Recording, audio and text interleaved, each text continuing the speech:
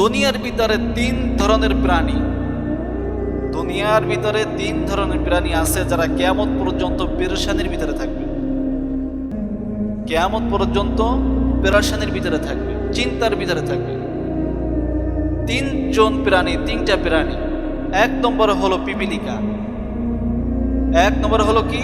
পিপিলিকা, যারা আমরা পিঁপড়া বলে থাকি। পিঁপড়ে এমন একটা জিনিস যে মানুষ অর্থাৎ আমরা যে মনে করি ছোট একটা প্রাণী, তার গায়ে কি শক্তি থাকতে পারে? তার গায়ে কোনো কি নাই, শক্তি নেই। অথচ দেখা যায় পিপিলিকা ছোট একটা প্রাণীর চোখে বাঁধে না, ওর ওজনের থেকে দ্বিগুণ দ্বিগুণ ওজন খাদ্য টেনে নিয়ে যায়। যায় কি যায় না?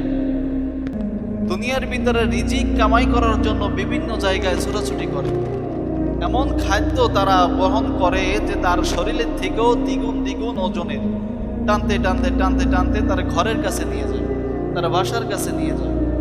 নিয়ে যাওয়ার পরে দেখা যায় যে বাসাটা করছে, যে গেটটা করছে, ওই গেটের মাঝখান দিয়ে আর যায় না, শুধু টানাটানি করতেছে, আর যায় না। ওরা চিন্তা করে কি যে এই রিজিকটা আমি যখন পাইছি আর নাও পেতে পারি, কাজেই আমি সঞ্চয় করে রাখি। এই সঞ্চয় করার জন্য যত বড় খাদ্য হোক না কেন টানাটানি করার চেষ্টা করে।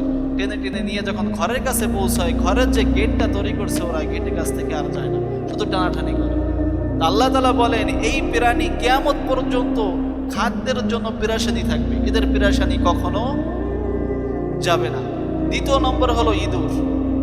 ইঁদুর আমরা চিনি না সবাই?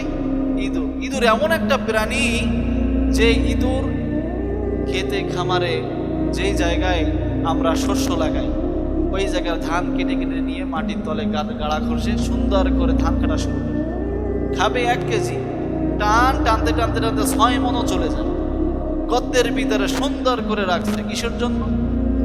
রুচির জন্য, খাবারের জন্য। ঘরের ভিতরে ল্যাপ দোষকের ছিঁড়ে ছিঁড়ে নিয়ে বাসা বাঁধছে, রুচি তৈরি করছে। দেখা গেল এক পর্যায়ে এমন হয়ে গেছে, ক্ষেতের খামারের কাজবাজ হয়ে গেছে। ক্ষেতের খামার এখন কি করলো?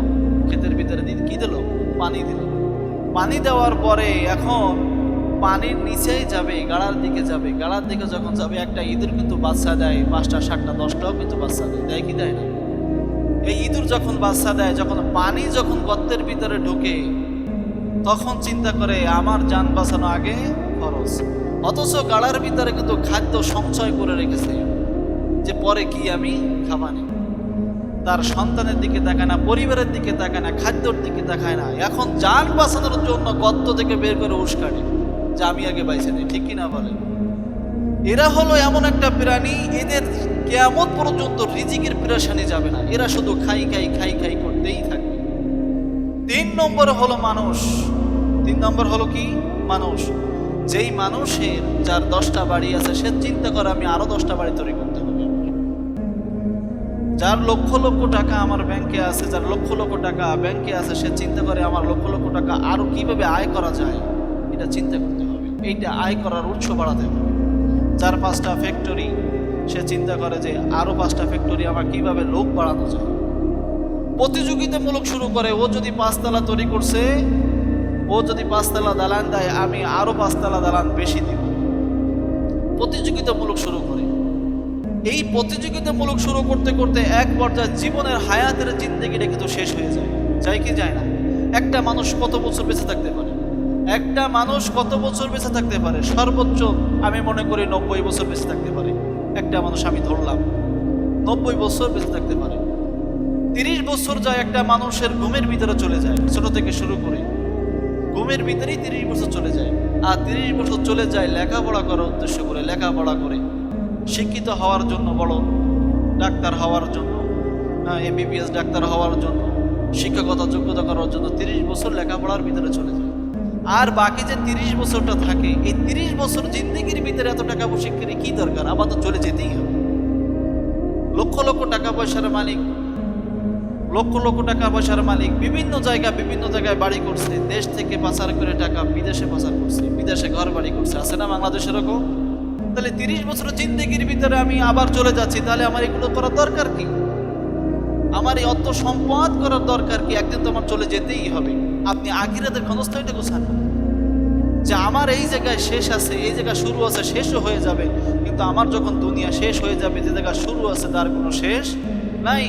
মৃত্যুর পরে যদি কবরে আযাব শুরু হয়ে যায়, যার জাহান্নামের আযাবের ভিতরে যে লেখিবিদ্ধ হয়ে থাকে, খাতায় লেখাবদ্ধ হয়ে থাকে, কিয়ামত পর্যন্ত সে আযাবের ভিতরে থেকে যাবে, আর কোনো তর্কই নাই, মাফ নাই।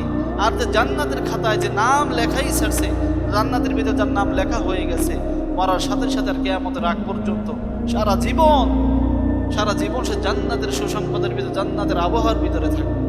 এই আখিরাতের জিন্দেগি গোছান না। দুনিয়ার ভিতরে যত টাকা পয়সা, যত সম্পদ আছে, যা আছে এই মতো থাক, আল্লাহ রাস্তায় বের হয়ে যান, আল্লাহ রাস্তায় ইবাদত করেন না, পাঁচ ওয়াক্ত নামাজ সময় মতো আদায় করে না। আমরা সংসারের বিনিময়ে, সংসারের জন্য আমরা অত টাকা পয়সা যত সব যা কামাই করি, বিবিবেল বাচ্চার জন্য আমরা সমস্ত জিনিস কামাই করি কি করি না? আপনি একবার চিন্তা করে দেখুন তো, আপনি যখন মারা যাবেন, মারা যাওয়ার সাথে সাথে আপনার বিবিবেল বাচ্চা তারা চিন্তা করবে কি, কয় কারা কয় জায়গা আছে, কয় বিঘা কোন জায়গা আছে, ব্যাংকে কয় টাকা আছে, ভাগ করা বাটোরা করা দরকার করে কি করে না? এর মাঝে নিউজে দেখেছিলাম, বাবা মারা গেছে, সন্তান অনেকগুলো, মেয়ের নামে জায়গা লিখে দিছে কেন, মেয়ে নামে জায়গা লিখে দিছে কেন, আর সন্তানগুলো বাপের কবর দিতে দেবে না।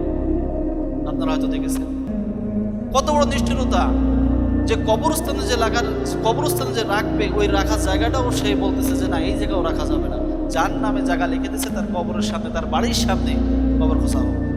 এই নিয়ে দ্বন্দ্ব। তাহলে টাকা পয়সা অন্ত সম্পদ করে কি লাভ? একদিন তো চলে যেতেই হবে, যা ওই পর্যন্তই, যেটুকু দরকার। একটা মানুষ লক্ষ লক্ষ টাকার মালিক, কিন্তু এই লক্ষ লক্ষ টাকার মালিকের কিয়ামতের ময়দানে তার হিসাব দিতেই হবে, এই হিসাব দিয়েই তাকে জান্নাতে যেতে হবে। আর একজন গরিব মানুষ দেখবেন, যারা বড়লোক মানুষ, তাদের কিন্তু ঘুম হয় না টাকার চিন্তায়, বিভিন্ন রকমের টেনশনে মাথার ভিতরে চলে আসে, কালকে ওয়া করতে হবে, কাল ওই জায়গায় যেতে হবে, নাহলে টাকা মাইন যাবে, বিভিন্ন রকম পেরেশানি আছে না নাই? হয় কি হয় না? তাদের পরিস্থিতি হলো এইরকম, কি হবে? আর একজন গরিব মানুষ দিন মজুরি, দিন যায় দিন আনে, সারাদিন কাজকর্ম করার পরে রাত্রেবেলা যখন ঘুম দেয়, এক ঘুমে ফজর হয়ে যায়, হয় কি হয় না? তার কারণ কি? তার কোনো টেনশন নাই। এই জন্য বলেন যে গরিবরা 500 বছর আগে জান্নাতে যাবে। 500 বছর আগে জান্নাতে যাবে। কেন বলছে কথাটা? এই যে হিসাব, জায়গা জমির হিসাব দিতে দিতে তো জিন্দেগি শেষ। আর একজন গরিব ধরা মাত্রই তার জান্নাত জাহান্নাম ফয়সালা হয়ে যায়। এই জন্য দুনিয়ার জিন্দেগির ভিতরে ক্ষণস্থায়ী, আর দুনিয়া ও মাজরাতুল আখিরা, দুনিয়াটা হলো সামান্য। কিরকম সামান্য? আমরা এই জায়গা থেকে আসছি, মসজিদের বাড়ি থেকে মসজিদ পর্যন্ত আসছি, মনে করেন আমার জিন্দেগি এই পর্যন্তই শেষ। এইটুকু সময় আল্লাহ তাআলা দুনিয়া পাঠাইছে, এই সময়ের ভিতরে আমার আখিরাত কামাই করে নিতে হবে, এই সময়ের ভিতরে আমার জান্নাত কামাই করে নিতে হবে। যদি আপনি জান্নাত কামাই করে নিতে পারেন, দুনিয়ায় আপনি কামিয়াবি, দুনিয়াও কামিয়াবি, কবরেও কামিয়াবি, হাসর ময়দান সব জায়গায় আপনি কামিয়াবি। পারবো তো ইনশাআল্লাহ?